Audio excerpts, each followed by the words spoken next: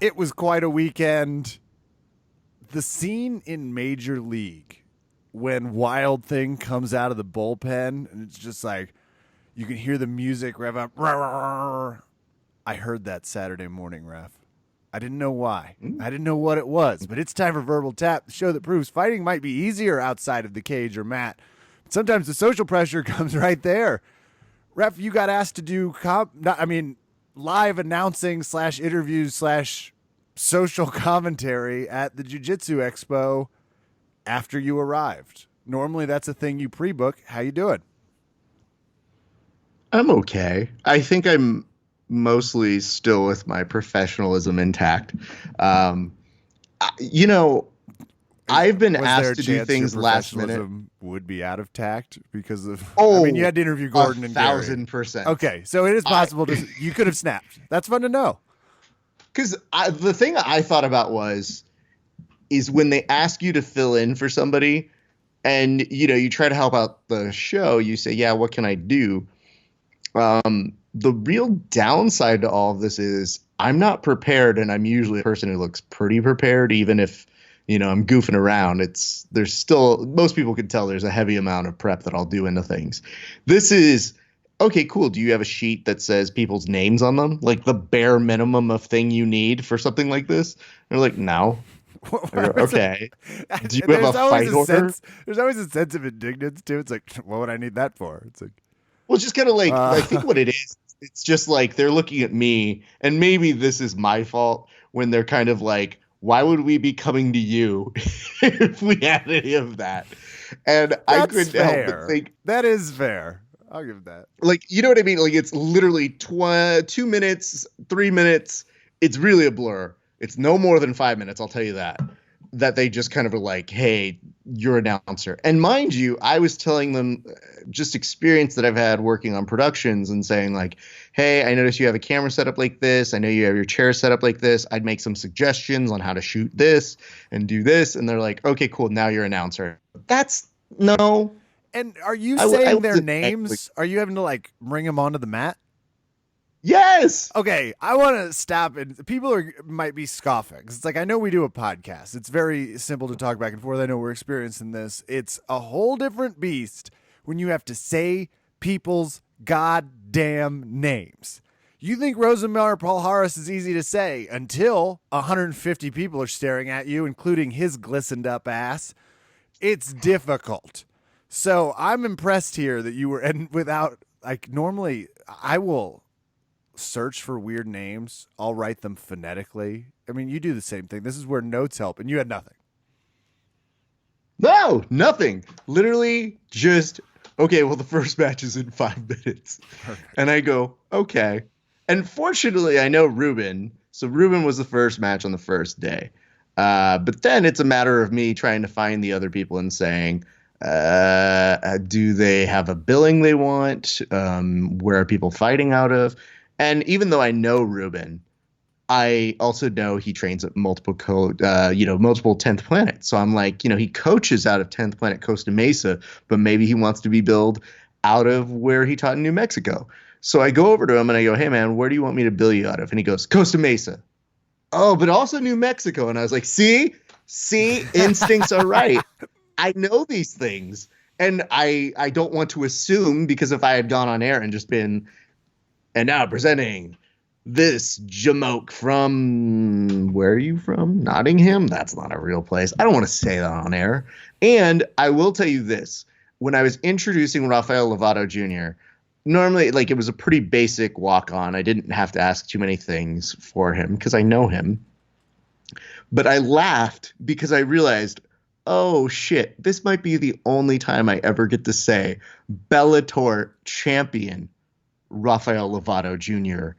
as he walks out when he's a current title holder.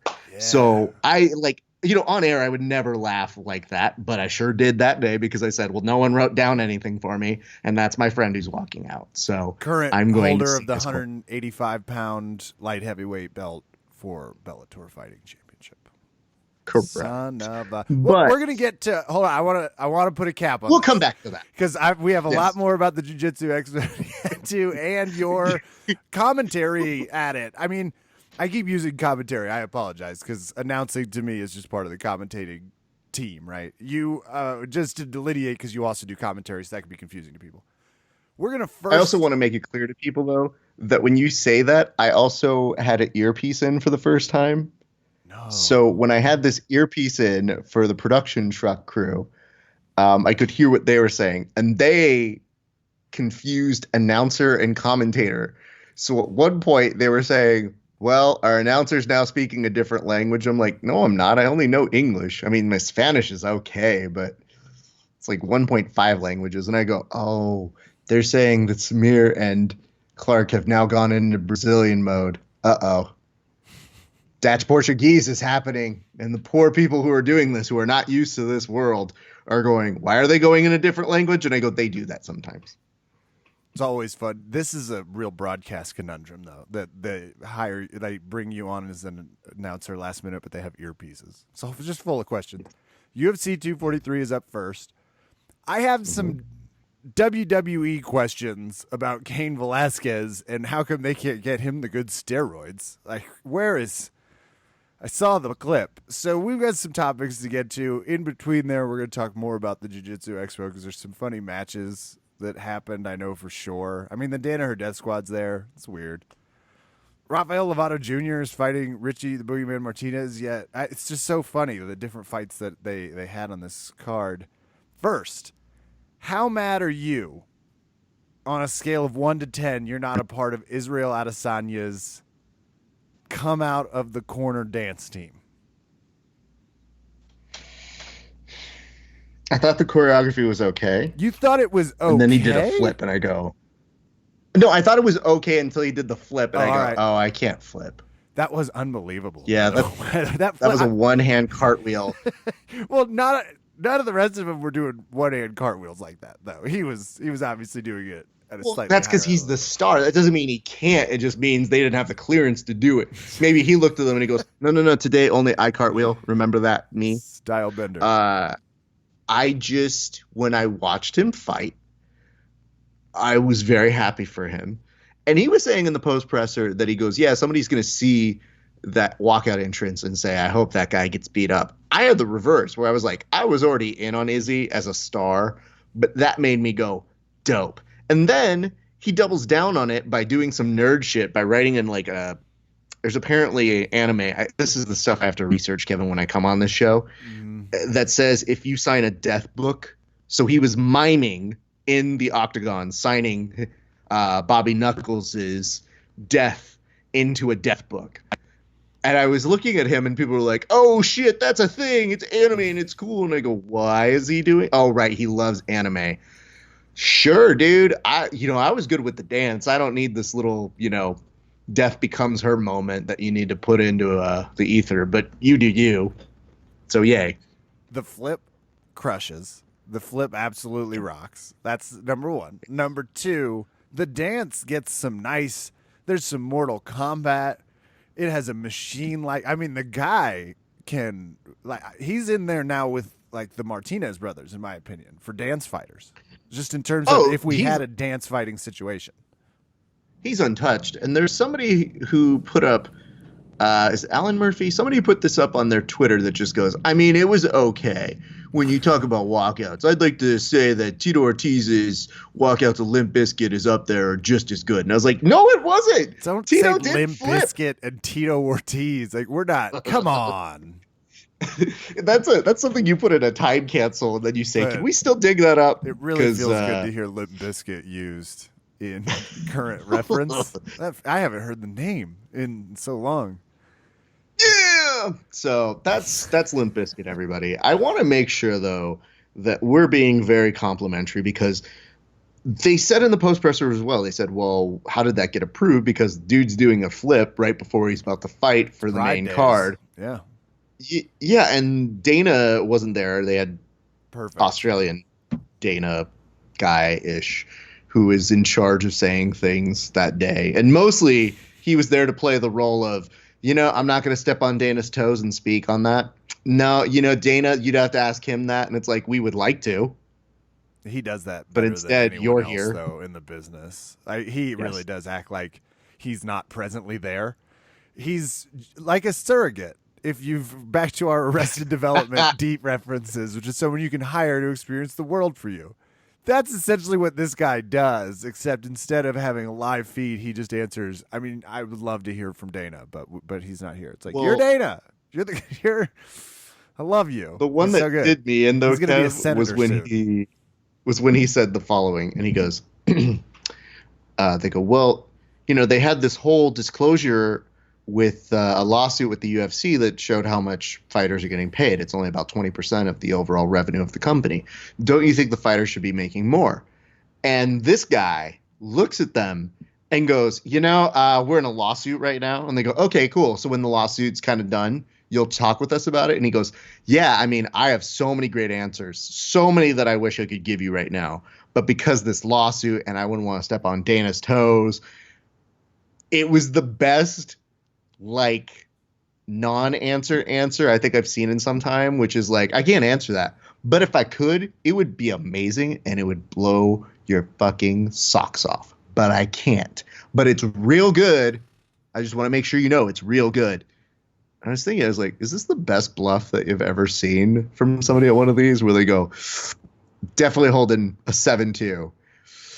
But I'm going to pretend like this is the best set I've ever had in poker. It's all about confidence. And to full sweep this, no one's got more confidence right now than Israel Adesanya. From flipping to winning, knocks out B-Nux right there in the backyard, never great, which is, but this is unbelievable in terms of like where he's at status-wise. And I completely overreacted because a coworker today was like, hey, you think we'll see Ferguson versus Khabib? He was like, nope, and there's no need. Let's get Adesanya and Khabib in the cage together right now.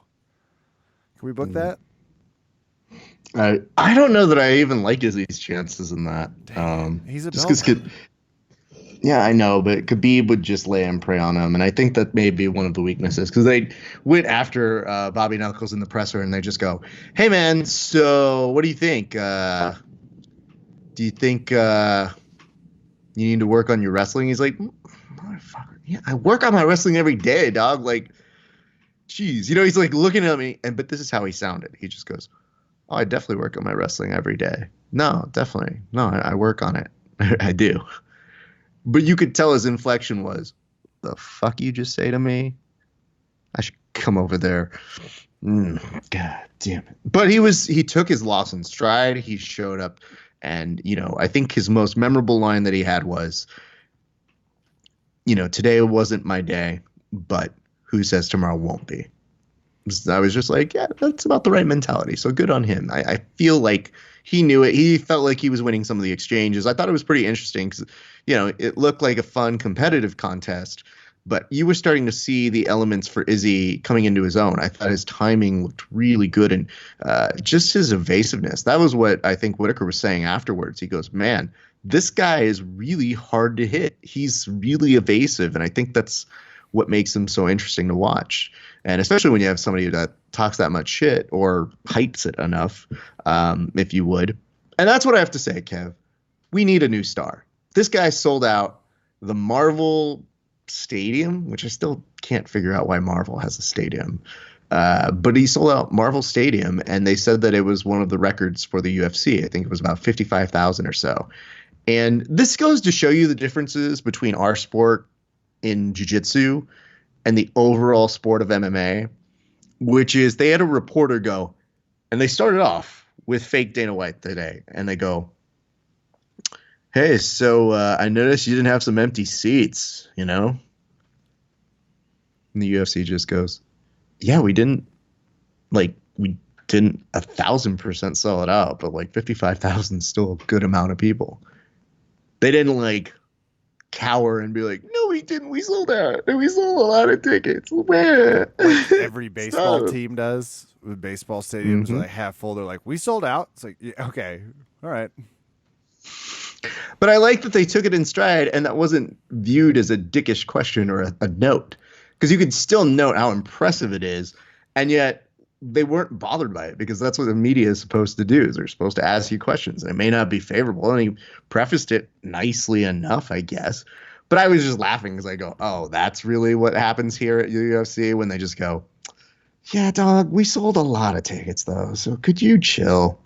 And I accepted it. I said, yeah, why not?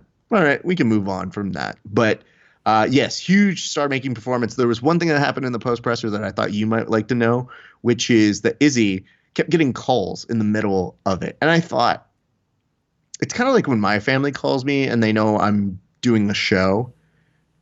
I look at them like, you know where I am. I'm not going to pick this up. I'm on stage right now. But Izzy kept getting called so many times from one of these people that he realized he's like, you know what? I'm just going to take it. It's my cousin. I'm very sorry. And he goes, hey, man, I just want to let you know you're on air right now. And his cousin's just like, what, dude? Oh, my God, you won. And it was such a real, organic, amazing moment that I laughed profusely. And I thought with Conor McGregor being wherever he is, Khabib's drawing power seeming to be more international than national, I think we have a new crossover, and I think we need one. I think we need somebody who can talk, who can actually get out there and promote the fights and says both entertaining, funny, and interesting things. Because when he said out there, he goes, he made fun of people who are casual fans. Like he put him down. He goes, oh yeah, they see me and Paulo Costa, and the casuals think like, hey, that monster, let's see him fight. And he's like, but they don't know that, yeah, he's good, but does he have technique plus? And I was like, oh, that's a fair answer. And he goes, oh, and by the way, I'm just a fan at the end of the day. I was like, wait, did you just put down casuals and then very casually put yourself as a casual? He's Well a man played. of the All right. people. He gets it. And Yeah. who fucking cares if he can talk? He's dancing. Like I usually Oh, I like the whole package, but wow. No, but make no mistake, Kev. When I saw them together, there's that moment where they had the synchronized multi-stop drop truck moment that I was like, damn, that's good. And I was impressed by it, but it was the one-handed cartwheel that made me go, yeah, that's tough to top. That's pretty sweet. And I looked at him, and his crew was there, and it was his crew was made up of people he used to dance with when he was a kid, and some of the guys who are still with him to this day. So he was like, these weren't just like my day ones; they were like my negative zeros and my negative ones and twos. He's amazing. That's how long we're all caught up in Israel mania. It was great. Yeah. Overshadowing the rest of the card, I am going to go Dan Hooker defeats Al Iaquinta. Iaquinta? They always say Iaquinta. So I do think too. it's Quinta, but I also had a weekend where Look at you know, on the now. show Look here- at who's the name announcer police. Listen, I want to make it very clear because on the show, we know the people who listen in weekly, we know the bit is when I do over under, I come up with funny ways to say people's names. Was I tempted to say Edwin Najmi's name as Edwin Najimi on air? Yes. Did I do it? No. Did I really think hard and long about it? Yes. Because I actually know Edwin, and I would look at him and say, ha, I did that, and I thought it was hilarious. And he would have just laughed. However, having Making done a a mental weekend note full to of check making sure. to choke you the fuck out later. But yeah, he would laugh. He would. And I don't mind that. That's fine. But I just know that there are particular ways people like their names to be pronounced. And, you know, even when I went up to go double check with people, I was still like, how do I say this? There was one person who said, hey, Raf, the way you pronounce my name, think Italy, think Italian. And I go, oh, that makes sense. Yeah, I'll say it like that. At the end of the night, he goes, nobody has ever said my name more right than you. And I go, what? Wow. I never get that one. All right, I'll take it. Done. Thanks, dude. All right, so Raf is changing. You know, everybody can change. In the next one, I'm going to hit these names perfectly. Tai Tuivasa versus Sergey Spivak. Wow. And the secret to any Sergey Spivak is just do it as fast as you possibly can. Spivak uses the choke of the podcast, and methinks Tai Tuivasa is going to have to start to contemplate studying the grappling arts. Because that was not great. When someone starts to do that, you have to do what you would if you got stuck in an ice cave. Go into the crevasse. Tai Tuivasa went away from it and went unconscious very quickly. He came back. He's fine. I'm sure he did a shoey anyway. But unbelievable victory from the Spivak. That's a genius idea for whenever somebody goes out. They're just like, he went out. What should we do? Lift his legs? Now get a shoey ready. He'll be back. He'll be pissed if we didn't. Justin Tafa loses to Jorgen de Castro, which is the coolest name possibly in the UFC right now, and friend Diego Lima won over Luke Jamer. Though we should note, and this one's weird. Stop me if you've heard this one before, Kev. Guy wins by split decision, goes to protest so that he can actually win by unanimous decision. How do you do that? I don't know, but imagine if Trump had gotten all the states he got and then came back and was like, I'm hearing things about California. Let's go back and double check, okay? I know I won this thing, but let me win it again. Russia, if you hear me, let's double check those California ballots. So they did a little recheck on this. Well, and Holly Holm doesn't make it to the cage. Withdraws from what is undisclosed injury. Yes. Which I can only assume, I mean, based off of her fight record, it must be a serious injury. She doesn't really pull out of fights ever, and I think she's fought injured. Every fighter fights injured, but she's been specifically dealing with some stuff while in the cage and been pretty good. So, not great. That always makes you a little scared. So hopefully she gets healthy because her and Raquel Pennington's a fun fight. I also want to say, I think undisclosed injury, Kev, and you can tell me if you like this or not.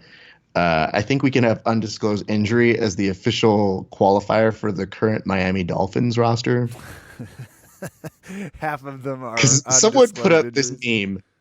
Somebody put up this meme, Kev, and I, amidst all the crazy in the weekend, this one I think brought me the most laughs I think I've seen in a bit. And they said, Miami Dolphins 13, NFL bye week 72, final. So they made it so that the bye week actually was competing against it. And I thought, that's funny. That's a funny. That is funny. It's very funny. There's going to be a lot of that from bored Miami fans in general, or people that just want to hate on them. I only saw the top. I really only saw Whitaker Adesanya, which is a great fight, but I was still kind of ADCC burnout a little bit, which I'm ready to switch back to Jiu-Jitsu Expo. Well, you weren't the only one with ADCC burnout. It was weird. The whole community feels like I was so hyped about this, and then I completely forgot it was happening until you were like, I'm announcing. It's like, oh, shit, that's right. Well, I want to say thank you to everybody who sent notes to me, because even as the show was going on, I got notes from a lot of our friends who said, hey, man, I can't believe you're announcing. And I was like, me neither. I didn't know I was doing it. Cool. Here we go. Why didn't you tell me? Man. So without any preparation, I raced around getting names, billings, heights, weights, and then just kind of doing an approach of closing my eyes and wishing for the best on some of these pronunciations. And I felt bad because day one, they're like, oh, hey, man, why don't you get out there and go out there and be in front? And I go, I'm happy to be wherever you guys want me to be, but no camera has told me where to be, because these guys usually have their shots planned. If I just show up in the middle of the ring or wherever you guys have positioned, then you need to have your cameraman ready for this. Everyone knows what you're talking about. Everyone's, especially if you've been watching grappling for a few years, you know when they zoom in on something and no one's there, but someone's talking? This is what happens. They just say, hey, go stand over there. And the camera person's like, what? Oh, I didn't know. Like, I would have told him. So what Raph is doing is anticipating that weird space where he's like, I'm over here. And then you nearly get a real case of the dizzies because they moved the camera hastily. So you were trying to prevent that. I was mostly trying to tell them, I No know whoever's dizzies. directing this. Yeah, no case of the dishes. I know that when I told these people, I said, uh, listen, I've never been one to turn down camera time, but I also don't want to make somebody really who's been putting in hard work uncomfortable on where they're supposed to shoot me. So then to make things more fun, I'm getting people giving suggestions as to like, the promoter is speaking in my ear and being like, hey, do this and do this. And I was like, okay.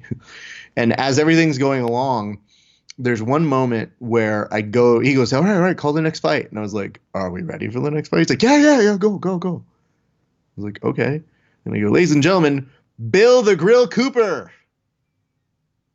Nothing. I look around at him. I look around at the production crew, and the production crew pulls me aside. And I was like, oh, God, please tell me that Bill's here.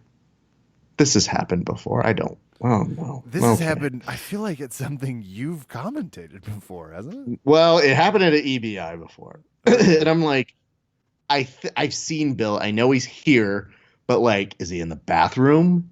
Did he have to go to Walmart real quick to pick up something?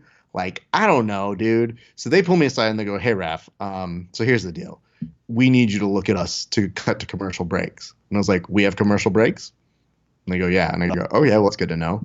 And they go, yeah, so that way we coordinate. And I go, well, the promoter, I was like, he just told me to do the next fight and announce it. And they go, oh,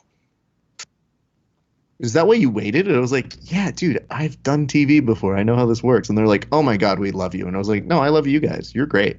So they were implementing a lot of my suggestions, and they were very receptive. And if at all I looked good this weekend, and I can't know for certain if I did, a lot of that credit is them, because they were shooting me right. Once we got like connected together, they would throw something at me and I'd go, okay, good, I'm in. Or I'd throw something at them and they're like, we can do this. And so there was a day on Sunday where I told them, I was like, can you guys get me a wireless? And I said, well, the reason why I want to go with my wireless is so that I can go into the crowd. Because during the commercial break, the audience had nothing to do other than just play on their phones. So, Kev, you know this, and maybe you listeners know this. When you're a comedian and you get an open mic, you're going to take advantage of that. So we had some people who wanted to air some grievances on day 2, which was also hilarious to see. I had one woman, when I was giving out free hats, going, excuse me, what about the people who competed today? Why are they not getting free stuff? I was like, we got Jiu-Jitsu Socialist over here, everybody. Look at this one. And I give her the microphone and I say, say whatever you want. And she looks at me and she's like, I'd like to get some free stuff too. And I was like, first of all, not in charge. I say that a lot, but it's because it's true. And second, why are you mad we're giving away free stuff? Like, we're just trying to like do a nice thing. And then at one point I was like, all right, you need to work on your crowd work. Because I go, why don't you put it to a vote? And she goes, how many guys think that we should get something for free here for nothing? And like one guy raises his hand and I was like, ha, good. Take that, random audience member. And after that, everybody was super nice. We had everybody who was playing along and they got that it was fun. We got one kid who, when I said, why do you deserve a hat? He looked at me and he goes, because I put someone to sleep today in competition. And I go, okay. I mean, that's nice. He's like, do you want to see it? I'm like, what kind of snuff film is this? Jesus Christ. Hey, you calm down, buddy.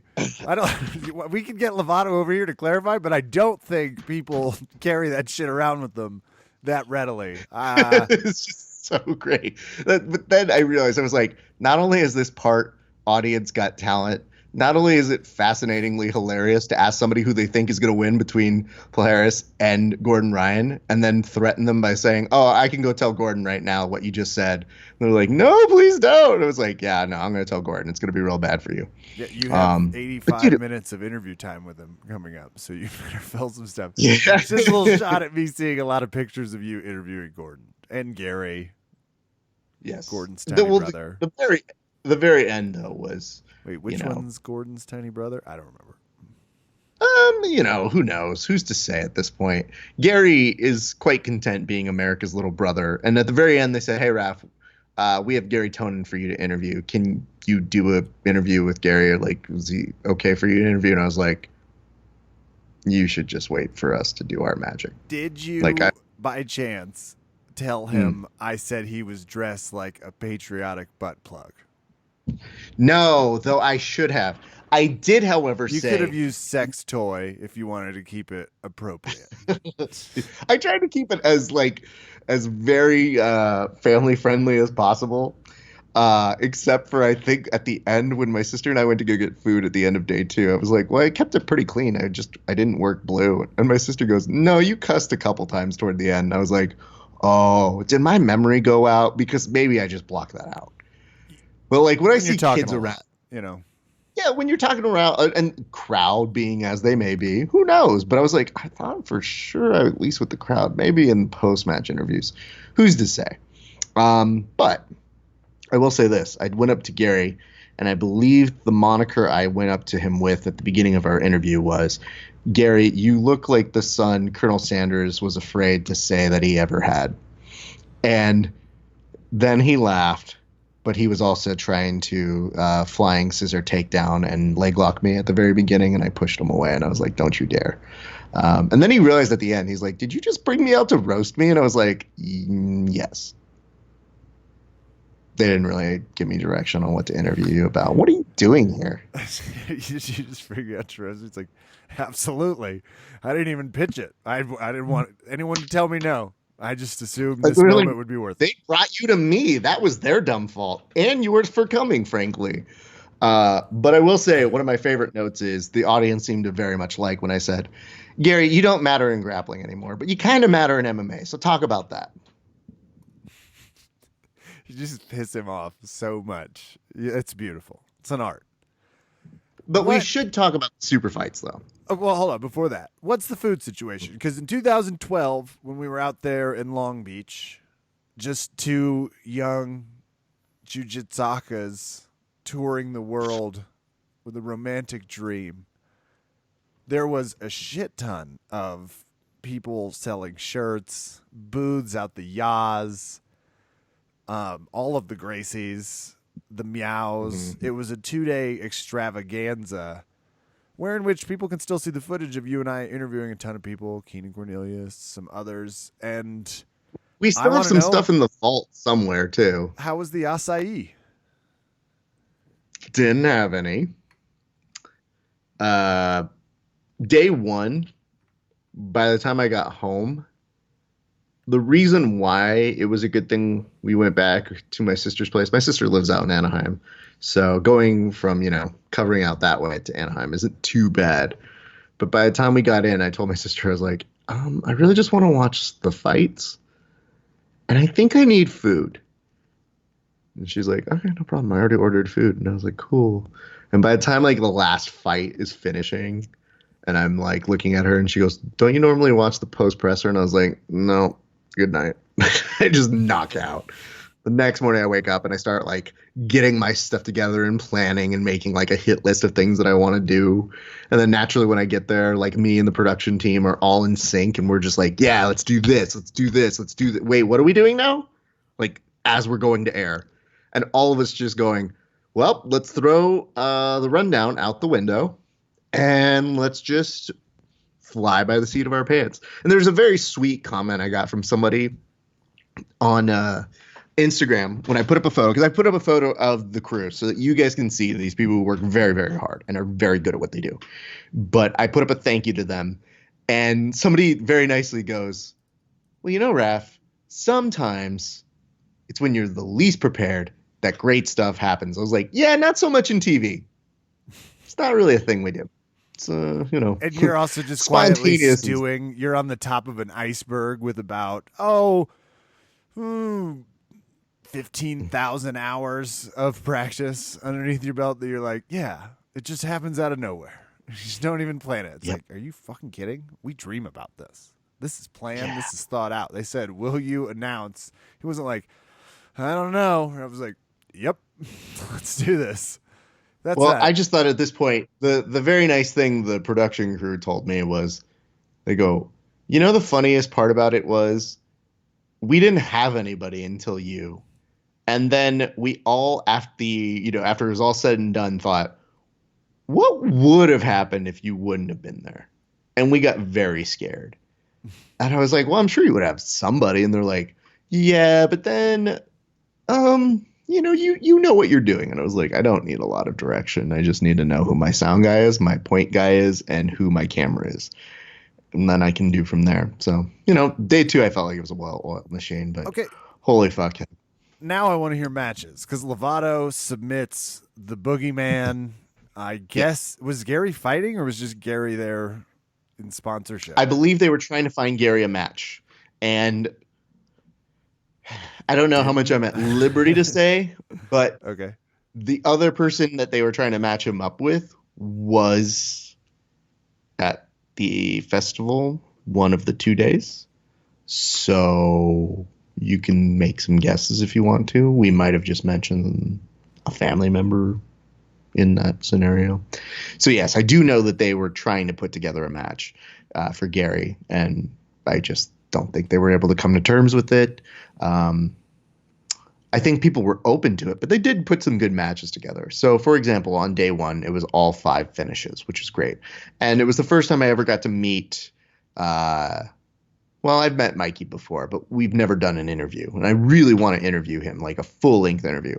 But Mikey Musumeci and I got to do his post-match interview where he almost seemed surprised that he finished his omoplata that he was just kind of using as a transition. And the guy taps it. He's like, oh, are we done? Dope. Okay, cool. I didn't know. I thought I'd have to do more, kind of a thing. But Mikey Musumeci also forgets he is who he is sometimes, I guess. And the transition it looked like I was like, no, it's locked. He just doesn't understand it because he's so good sometimes. And so, yeah, I got to interview him, and he was super nice. Good kid. I like him a lot. And got that. Lovato, it's always good to see him, man. Like, I can't emphasize this enough. I tried to say it in the post-match interview with him, which is we just like seeing him come back to grappling. And at the end of the interview, he left us with a button of saying, all right, now it's time to defend the title. And I felt like right now? Like, what? Not against me, though, right? Because I'm not. I mean, I might be in your weight class, but I don't really like my chances here, if I'm being honest.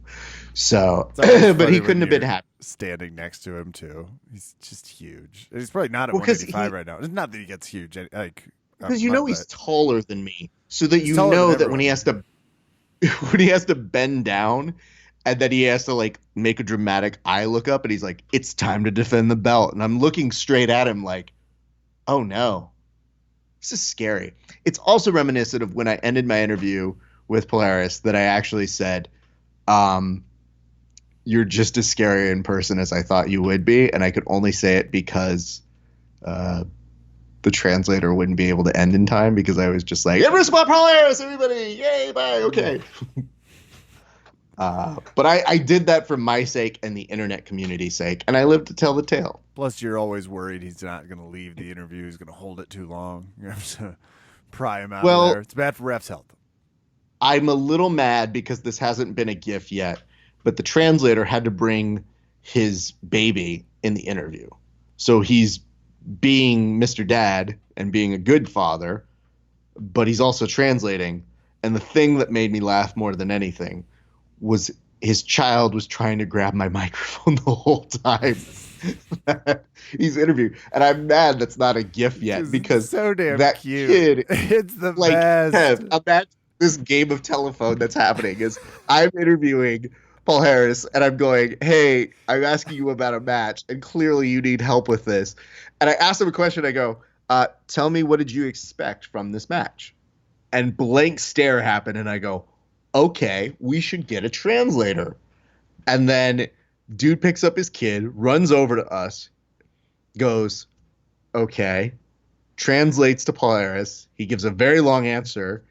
The dude is translating, but the whole time that we're just kind of staring at each other, the kid's just like open palming, trying to steal the mic. And you see both the dad and Paul Harris swatting away the kid's hand from the microphone. And to me, I go, I don't mind this at all. This is probably the only way this should have happened.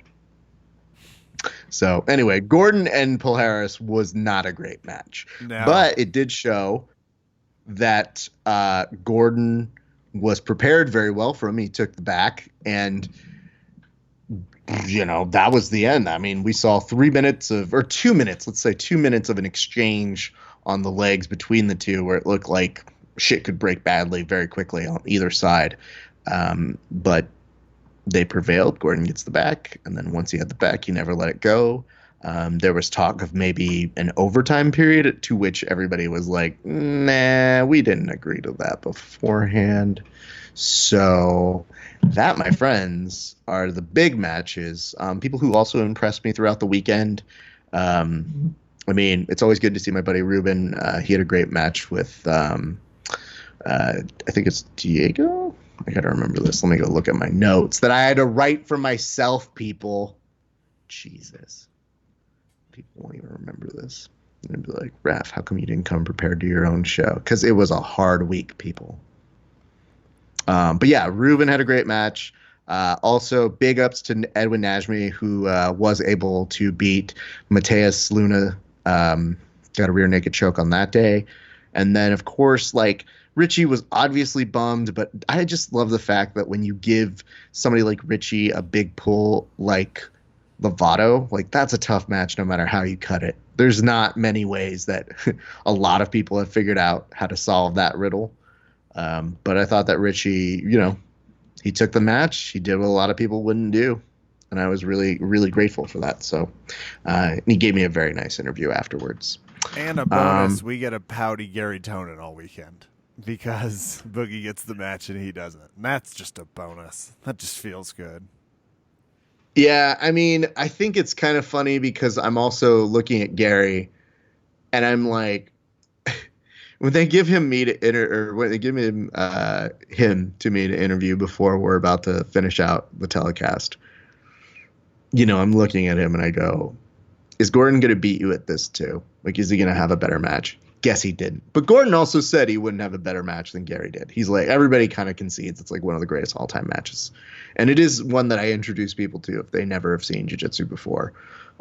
So there's that. And yeah, just a fun day of grappling between the two. I mean, here's what I can tell you guys. It was not the expo that Kevin and I went to a few years ago. It was different. But I applaud their attempts to try and get some new talent, some exposure. So a lot of these guys who were competing definitely got some shine, which is good, especially with those big marquee names. Like, as much as it was not a great match, I can't fault them for trying to make Gordon versus Paul Harris. And so a lot of that was an admirable effort to get that. And it's great always to see Lovato. So them's my recollections from it. I'm still probably going to have PTSD just from the crazy runaround schedule that was it all. But my God, Kev. And I was sending Kevin messages and I was like, you don't even know the half of it, Kev. I still haven't even told you everything. Headed back for day 2. Wait, that's because you sent me a note and you just go like, hey man, how did yesterday go? And I was like, it's still happening. It's not over. I'm still in it. I'll let you know. You don't talk about a no-hitter until it's over. You just got to wage through it. That's how announcing is. You got 2 days. Well, it's also, Kevin and I also have a shorthand when he asked me like, hey, how's it going? And I go, it's still going. That's him going, so I guess we're not doing it tonight. All right, I'll see you tomorrow. Can't wait to check back in. Especially because it just, I'm always excited to hear about the adventures of this takes me back. This is heartwarming for me. Old school jiu-jitsu is alive. There was a time when this is how shit was done. They just threw someone at a mic who they thought was the funniest guy at the gym. That's how we started. It's just a fantastic throwback to that. And it's a bonus for me that it's you that it impacted. Well, I'll say this too. If you are looking for someone who does what I just did over the weekend, look no further than one Kevin Phillips, because I kept sitting there thinking like, man, Kevin would be so good at this. Like, this is all of Kevin's best qualities, where Kevin is usually an MC for comedy nights. So he's bringing on talent. It's a unique talent to have. Like, you can't really describe how to do it. You just kind of have to do it. But you also can't describe who's good at it. You just go, oh, that guy's really good. because you're not supposed to bring too much attention to yourself. You want to kind of be a person who facilitates the thing happening in front of you. So yeah, with Kevin, I was just sitting there and I go, this plays to all of his goddamn strengths. Like, he's really funny. He's nice to people. He works good with the crowd, and I think he can mostly say names right. So, that part would be the scariest for me. It's like, oh my but shit. fair. I put it on the athletes, and I say, you have to tell me phonetically how to say your name, or I will not say it right. Okay, you and then did once get I a put that chance little to bit at least talk to them? Because I had to run them down. Perfect. And I'm talking, Kev, this is not with time to spare. This is me going up to them and being like, you have 30 seconds to tell me how to say your name right, because I'm going up in 1 minute. And we're saying, like, they might tell you something and they might say, like, this is how my name's pronounced. And I go, I don't really get a chance to try it out. So, ruh-roh. Okay, well, let's see what comes out here. So yes, I did track them down, but it was mostly a lot of me running after people and being like, hey, excuse me, hi, I'm the guy who's gonna say your name. So, hello, hi. Don't hate me if I get it wrong. One guy just goes like, say it however you want, dude. And I was like, oh, thanks, dude. That's awesome. Well, message to everyone: show up ready. That's the rap motto. Show up. I did see that you were wearing shorts, and I was like, I bet he wears jeans tomorrow. Am I right? Mm-hmm. Oh, yeah. Okay. Rap probably wouldn't normally do TV in shorts. I just saw the No! first photo, and I had so much joy in my heart. Well, the dumb part is, I had set up, and here's the thing that I'm most mad about. So I got there early, and I had enough time. Normally, these things are so go, go, go, go. When we got there, we had enough time where I could converse with, like, Boogie. I got a little time to catch up with him and other friends who were there, Sophia McDermott and Armand and all these people who are friends of the show. And people were like, oh, man, what are you up to? And I was like, well, I just finished setting up. I've got all my stuff ready to interview people. My sister pressured me into getting me a banner for the shows, not just Verbal Tap, but for the Grappling Hour. And I said, okay. So I had to, like, quickly put one together, and it came out like a little blurry. But I just kept thinking, like, you know what? It might be a little blurry, but it might show up good on TV or on the camera. Let's see how it looks. We set it up. We put up this banner, and we're like, okay, dope. There it is. And then all of a sudden, I'm, like, told to do the announcing. And I just see my setup, and people go like, hey, what were you originally supposed to do? And I just point to, like, a very lonely and empty setup with a computer and a camera and my backdrop. And I go, I was supposed to be over there. And don't get me wrong, I wanted to almost lead the guys off the mats and do the post-match interviews behind my banner away from the crowd and be like, hey, follow me over here, dummy. Okay, we're going to interview by my banner. And then somebody made the really smart suggestion that I should have had a hype person just take the banner and just have it walk around me as I was doing the post-match interviews on the mat. And I said, yeah, too late for that. So you guys will see the banner. I think we're going to hang it up on the next Grappling Hour. But it was just funny that, like, my sister and I rushed to get that stupid banner made, and we did a good job. We literally got it under the wire, and we set it up, and everything's ready to go, and we have time to spare, and then it becomes, no, you're behind. Why? Because you're announcing. Oh, Son of a cool. bitch. Shit. By the end of the weekend, I literally looked at it, and somebody goes, you going to interview somebody? And I go, no. I've already interviewed them. They're done. And, like, I looked over at Puchecha, who's just like, hey, man, great interview. And I was like, we'll rendezvous another time, Puchecha. Thank you, Not the today. Chach. I still can't say that to his face like that. I can't wait to say it to his face. So I'm gonna yell it. People are like, "That was too much." Hey, Chach. Be like, "What the fuck is you?" The first person to upset him physically, even during fights. That guy looks like he's just hugging you. There was a noteworthy event. Well, signing off on the Jiu-Jitsu Expo that we hope thrives in a different way soon. Yes. Or asks us maybe like a little bit more advanced time to help out. Book it. Book the broadcast. Bring the whole crew. Let's get Octavio so I have someone to yell at. I'll get in there. Kevin will do the announcing. I'll be on the microphone for a commentary team because love Samir, love Clark, would have loved to set them up as black belts so that they could be just black belts who are experts at what they do. And I could be the dumb broadcaster that I am. The John Anik, if you will, with the less annoying voice. I Not quite like a him. robot. Motel 6, we'll leave the light on. I even like John Anik. I just can't help it. Well, first of all, I do like that this started the same way it did to bring some nostalgia to the podcast. When we went to Jiu-Jitsu Expo last time, we showed up. We were like, we're press credentialed. They were like, well, cool, sit there. We need to verify. And it took them a healthy amount of time to verify who we were and what it was. And I believe that's how this started, did it not?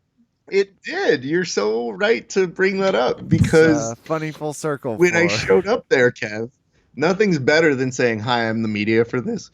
And they're like, what? And they look at their list. They're like, they don't even have a list. They just look at a piece of paper pretending like it says media list on it. And they're just like a blank sheet. And they go, I don't see your name here. And I'm like, okay, good.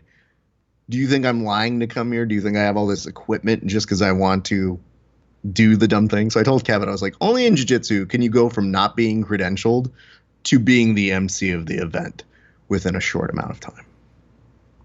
Anyway, thank you guys for the opportunity.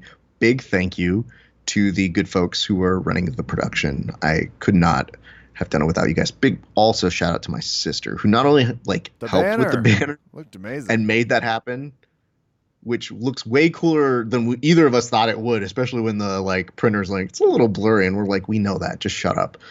And we looked at it on camera, and I go, that's actually not bad. Oh, okay, cool. But anyway, she was a huge help. She helped break down and set up stuff when I was talking with people, and she's amazing. So my sister is awesome and cannot be beat. So yeah, that's awesome. Anyway, you have questions for me regarding Another Realm, and I think I have the answers you're looking for. I'm not sure. What the absolute F is going on with the WWE poaching of MMA fighters? The most recent weird thing I saw was a couple of heavyweights, Brock Lesnar notoriously in the WWE, and Cain Velasquez notoriously not in the WWE, or a mask, or in good shape of any kind, which I think they need to get him the steroids and the glisten stuff, and maybe a beard or something, just looking a little, he is tearing off his shirt. Are they doing it again? I don't understand what's happening. Could you explain contextually? And where did WWE just move? What do you mean? Or something? Didn't they just do the yes. event? Okay. All right. Here's how things are going, Kev. We're in a real cool time to be a wrestling fan. Though I will say yesterday, the WWE put together one of the worst pay-per-views they've apparently done in some time. But other than that, it was an amazing week. Here's why. Monday night, WWE presents a new set that puts everything to shame. However, on Wednesday night, TNT gets their brand new wrestling show called AEW. So this is the first time the WWE's had a real mainstream competitor going after them with the sights on it. Now, just to give you an idea, WWE Raw normally gets a 0.9 for the USA Network, 0.8, 0.7 ratings slide. But overall, their viewership is about 2.5 million, let's say about that. AEW premiered with a 0.7-ish and about 1.4 million people. That's a huge number. The WWE also has a younger slate of folks that they put head-to-head against that and lost. That got a 0.3 and under 900. It's 1/10 the Chargers game. Calm down. Hey, I'm just letting you know these are big numbers in current today TV standards because AEW actually would get the number that is good enough to rank on broadcast networks that night. So just to give you an idea of where we stand. So then, because the WWE is like, well, we're not done yet. We know they're premiering new shit and we're ready for it. And even though they're saying we're not competing with them, they are. So on Friday Night SmackDown, which is now moved to Fox, used to be that Monday Night Raw was the A show and they always considered SmackDown the B show. Now that it has a Fox network backing behind them, they want to make that the A show because it's broadcast. And it's been years, almost 2 decades since it's been on broadcast TV on a regular series like that. So how do they have it cap off? Well, Brock Lesnar attacked Rey Mysterio Jr. Brock Lesnar, notoriously a big human being. Rey Mysterio Jr., the opposite. So they attacked Rey Mysterio Jr. and his son, Kevin. That was just mean. So how does Rey Mysterio retaliate? He goes to get his big brother Kane, who has beaten Brock Lesnar in the octagon for the title, if you recall. And even though it's supposed to have an air of, oh, they fought each other in real life, but now they're in this play acting kind of a thing, Brock still has that look like, still kind of scared of you, dude. He did kind of beat me up a lot. Now, you're alluding to the fact that Cain Velasquez's dad bod Sure.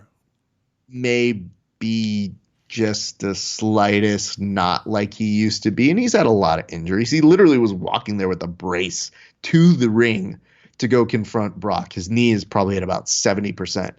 But, Kevin, in response to your question, they have signed him for an event that takes place in Saudi Arabia because they have that sweet Saudi money and they just throw it at people. Right now it's being rumored, and I think it's going forward, that they're even bringing Tyson Fury from boxing to confront one of their guys. So amidst all of this, you bring up the fact that, yes, Cain Velasquez is there. And yes, Matt Riddle, who was formerly fired for smoking weed from the WWE, or I'm sorry, from the UFC, is now in the WWE. And then you've also got the fact that Ronda Rousey is UFC, now WWE. But AEW ended up getting a gentleman by the name of Jack Swagger, who now goes by Jack Hager, who fights for Bellator.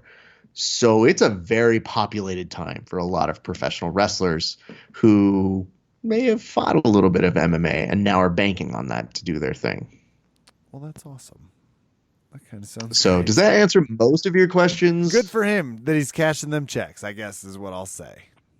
Feel like a dick now about his knee thing, but he just doesn't look like he's been skipping the cows in terms. Well, somebody said he. I mean, I didn't rip my shirt off on television like that. That was his move. I think that was the choice that did most people in. Singlet, because maybe said, with a rash guard, something to like show a little flair. Well, I think what they were saying was they were just like, "Yo, this is like your Tio getting mad at a family barbecue kind of shirt reveal." Okay, thank you. Okay, that's. And I said, "Nah, that's about right." Character, you know. And to be fair, like, it was a good way to capitalize on the Rey Mysterio angle. I didn't see it happening. I didn't know it would happen. I should have. In retrospect, I was like, damn. But that's what it's at right now in professional wrestling. There's a lot of people who are going to be pulling out all the stops.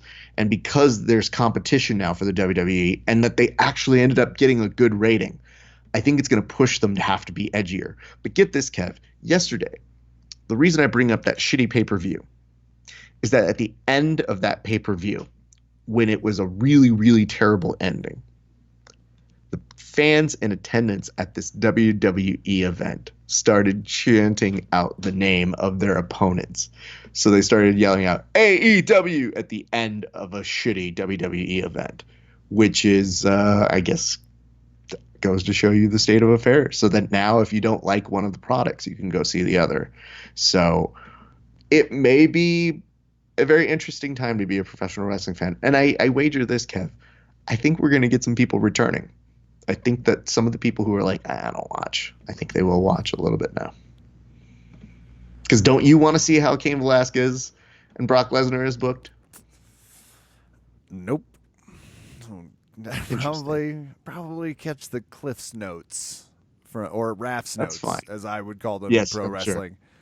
Sure. Well, the reason why is because maybe not you, but the number they got from that was good. And the viral vibe they got and the fact that it was such a surprise Mark Ramaldi actually had a really good interview lined up, and Mark's also a huge wrestling fan, and I know him well, and I've actually seen him at wrestling shows. We have a very similar set of friends, and so when we've seen each other, we've been like, "Oh, dude, this is dope," or "This is dope." So I think he was sitting on that article to know the truth and tell you what was happening, but apparently, even after that run-in, there wasn't a fully finalized contract. They just wanted to get the shock factor of Kane in, and then they came to a contract where they said, well, he will wrestle Brock or fight him at the Saudi event. So, yeah, I mean, at the very least, people aside from Kevin were very interested in a storyline featuring two former UFC stars. I will follow how it goes. And this was one blast of a podcast on a happy Hallows Eve evening. No, not there yet. Just We're a not terminal. there yet. It's supposed to snow here in like 2 days, so we got about like 8 inches coming. Well, I think I can announce this because they announced it. But it does appear, and we got to make sure that travel all gets ironed out and everything. But the good friends over at BJJ Fanatics are going to have a black belt competition, and it appears that they have announced that yours truly will be there and serving on the microphone side where I do the commentary and not. Well, you know what? No, I take that back. They might actually have me do the names too. At least they told me ahead of time. But commentary I think that's what's going to happen. plus. Yeah, commentary plus. I think at a certain point, I'm just going to start branding myself as whatever you want. Just tell me where my light is. I'm a poly communicator. I shall follow my heart. Tune in for all of that and more. You can find us on all the social medias at VerbalTapCast. Don't forget to leave a review. That's going to do it for us tonight. I'm Kevin. Thanks for listening. Good night and good fight.